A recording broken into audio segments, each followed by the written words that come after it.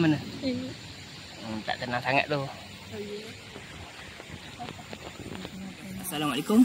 So hari ni kita ada lagi seekor Crypsiscopus pamblea ataupun Plumbeous water snake. Dalam bahasa Melayunya adalah ular air kelabu. So cara untuk kita kenal spesies ni, kepala dia agak bulat.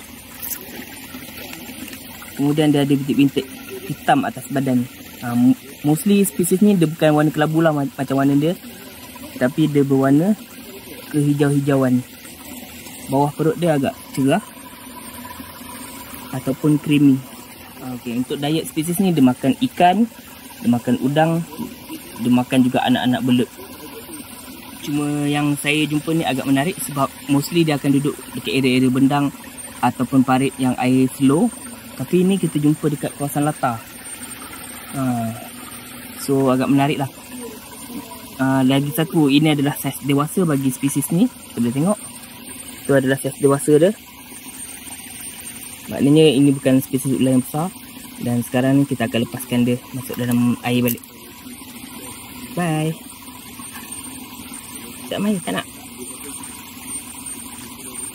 Okay, dia tak nak masuk air, tak apa. Jom, bye.